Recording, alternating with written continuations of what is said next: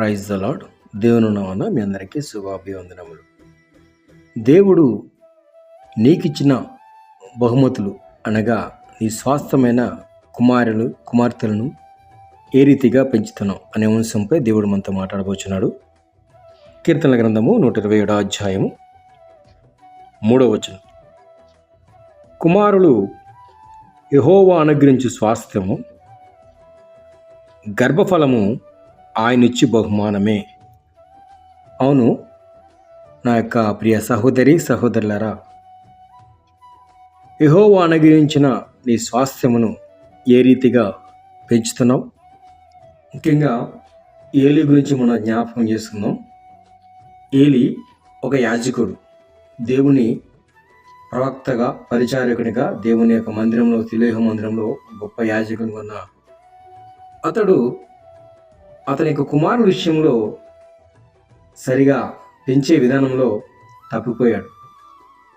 చూద్దాం. అది 1 సమూయేలు గ్రంథము 2వ అధ్యాయం 12వ వచనం. ఏలీ కుమారులు యెహోవాను ఎరగని వారై మిక్కిలి దుర్మార్గులయ్యుండిరి.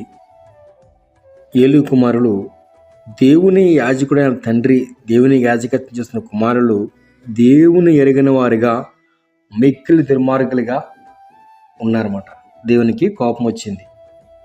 మనం కూడా మన బిడ్డల విషయంలో, కుమార్తె విషయంలో చిన్నటి నుండి దేవుని యొక్క పరిచర్య చేపించుకుంటూ, దేవుని యొక్క వాక్యాన్ని బోధిస్తూ మనం పెంచాలి. ఒక యాజకుడైన కూడా పిల్లల విషయంలో తప్పిపోయాడు, బహు దుర్మార్గులని చెప్తున్నాడు దేవుడు. ఆ రీతిగా ఇదే 1 సమూయేలు గ్రంథం 3వ అధ్యాయం 13వ వచనంలో, తమ కుమారులు తమ్మును తాము శ్రాపకస్తులుగా చేసుకుంటున్నారని తాను ఎరిగి వారిని అడ్డగించలేదు. అవును, మన బిడ్డలు వారిగా శ్రాపకస్తులు చేసుకుంటున్నారేమో దేవుని వ్యతిరేకంగా ఉండి. ఇక్కడ ఏలీ కుమారులు కూడా అంతే. తమ కుమారులు తమ్మును తాము శాపగ్రస్తులుగా చేసుకుంటున్నారని తాను ఎరిగి అని తెలిసిన కూడా వారికి గద్దించలేదు, వారిని శాపగ్రస్తులుగా చేశారన్నమాట. మనకున్నారు కదా కుమారుడు, వాళ్ళే దిగుతారులే, వారే చూసుకుంటారులే అనుకుంటే దేవుడు ఒప్పుకోడు. ఆ రీతిగా వాళ్ళు చేసిన దుర్మార్గతకు బట్టి, వారు చేసిన పాపాన్ని బట్టి దేవుడు వారిని హతులు చేశాడు, చనిపోయారు అన్నమాట వాళ్ళు. 1 సమూయేలు గ్రంథము 4:11 అధ్యాయంలో ఈ రీతిగా ఉంటుంది. హోప్ని ఫినెహాసులు ఏలీ యొక్క 2 కుమారులు హతులయ్యారు. దేవుడు ముందే సమూయేలుకి దర్శనం ద్వారా చెప్పాడు. ఆయన వారు బహు దుర్మార్గం ఉన్నారు కాబట్టి దేవుని మందిరంలోనే పాపం చేసుకుంటూ, వచ్చిన వారితో వ్యభిచారం చేస్తూ చాలా వ్యతిరేకంగా జీవించారన్నమాట దేవుడికి. అందుకే దేవుడు వారిని చంపేశారన్నమాట. నెక్స్ట్ సమూయేలు గురించి మనం తెలుసుకుందాము.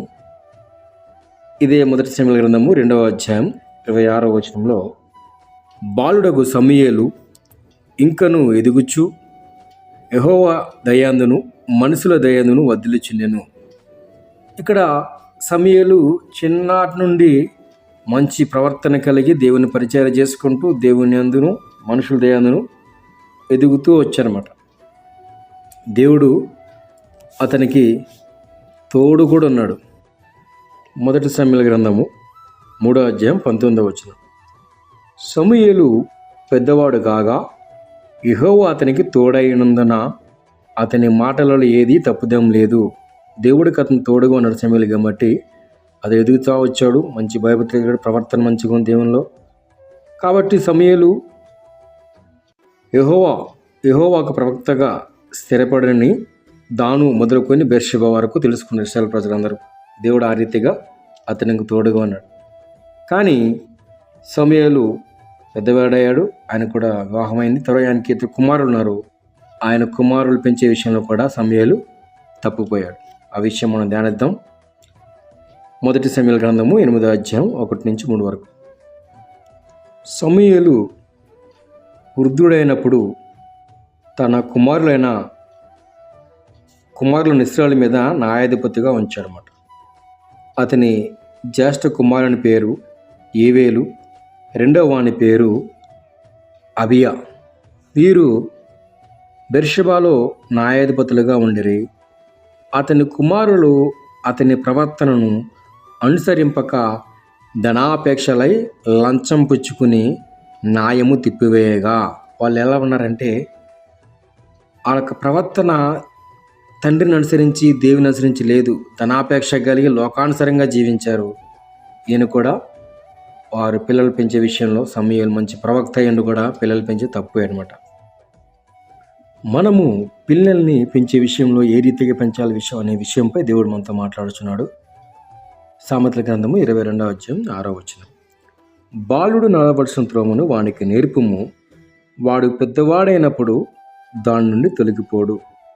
మన చిన్నటి నుండి దేవుని యందు భయభక్తులు కలిగి దేవుని వాక్యానుసారంగా పెంచితే వాడు పెద్దవాడైనాక దాని నుండి తొలగిపోవడమాట. ఇదే విషయంలో ద్వితీయోపదేశకాండము 6వ అధ్యాయం 7వ వచనం. నీ పూర్ణ హృదయముతోను, నీ పూర్ణ ఆత్మతోను, నీ పూర్ణ శక్తితోను నీ దేవుడని యెహోవా నువ్వు ప్రేమింపవలెను. నేడు నేను నీకు ఆజ్ఞాపించు ఈ మాటలు నీ హృదయములో ఉండవలెను. నీవు నీ కుమారులను వాటిని అభ్యసింపజేసి నీ ఇంట కూర్చున్నప్పుడును, త్రోవ నడుచున్నప్పుడును, పండుకున్నప్పుడును, లేచినప్పుడును వాటిని గురించి మాట్లాడవలెను. మనము దేవుని మాటల గురించి ధ్యానిస్తూ ఉండాలన్నమాట. మన పిల్లల్ని ఆ రీతిగా పెంచాలి. యోబు కూడా వాళ్ళ కుమారుల విషయంలో ప్రతిదినము ఉదయం లేవంగానే దేవుడికి బలర్పించేవాడు. యోబు గ్రంథము 1వ అధ్యాయం. తన కుమారుల పాపం చేసి తమ హృదయంలో దేవుని దూషించురేమో అని వారిని పిలిపించి ప్రతిరోజు ఉదయం అరుణోదయం లేచి వారిని ఒక్కొక్కరి నిమిత్తము దేవునికి దహన బలిని అర్పిస్తూ ఉండేవాడనమాట. అట్లా నిత్యము యోబు చేస్తూ ఉండేవాడనమాట. దేవుడి ప్రేమ వాళ్ళ పట్ల ఎంతగానో ఉంది. యోబు వాళ్ళ బిడ్డలైనా పాపం చేశారేమో, దేవుని వ్యతిరేకంగా చేసి జీవించారేమో అని తెలిసి ప్రతిరోజు ఉదయం అరుణోదయం లేచి బలి అర్పిస్తూ ఉండేమాట దేవునికి. ఆనాడు మనం కూడా ప్రతిరోజు పిల్లల్ని ఉదయంనే లేవంగానే దేవుణ్ణి మొరక్కాలి, దేవునికి బతిమాలి ప్రార్థన చేయాలన్నమాట. దేవుని రక్షణ మన బిడ్డల పైన ఉంటే ఏ రీతిగా ఆయన రక్షణ గురించి తెలుసుకుందాం. యెషయా గ్రంథము 54వ అధ్యాయము 13వ వచనం. నీ పిల్లలందరూ యెహోవా చేత ఉపదేశం నందుదురు, నీ పిల్లలకు అధిక విశ్రాంతి కలుగును. మనం దేవుని ఉపదేశం పొందుకుని దేవుని యందు భయభక్తులు కలిగి పిల్లల్ని పెంచాలన్నమాట. అదే విషయంలో సామెత గ్రంథము 14వ అధ్యాయము 26వ వచనంలో ఈ రీతిగా దేవుడు చెప్తాడు. 14:26. యెహోవా యందు భయభక్తులు కలిగి ఉండుట బహుధైర్యం పుట్టించును, అట్టి వారి పిల్లలకు ఆశ్రయస్థానం కలదు. దేవుడు మనకు ఆశ్రయంగా రక్షణగా ఉంటే మనకి ఎటువంటి దిగులు ఉండదు. మనం పిల్లలు పెంచే విషయంలో బహు జాగ్రత్త కలిగి వారిని దేవుని యందు భయభక్తులు కలిగేటట్టు నిత్యము యోబు ఏ రీతిగా ప్రతిరోజు ఉదయం లేచి దేవుడికి బలర్పించి దేవుడికి మొరపెట్టేవాడు, మనం కూడా దేవుని యందు బిడ్డల్ని భయభక్తులు పెంచే రీతిగా ఉదయం ప్రతిరోజు కుటుంబంగా ప్రార్థించేటట్టు దేవునిలో బిడ్డల్ని పెంచాలన్నమాట. మన బిడ్డలు దేవుని దయందును మనుషుల దయందును వర్ధిల్లుచూ ఉండాలి. ఆయన కృప నిరంతరం మన పైన ఉంటుంది కాబట్టి మనం ఆయన బిడ్డలు పెంచే విషయంలో మెలకువ కలిగి బిడ్డల్ని పెంచాలి. ఈ వాక్యము దేవుడు దీవించునుగాక. ఆమేన్.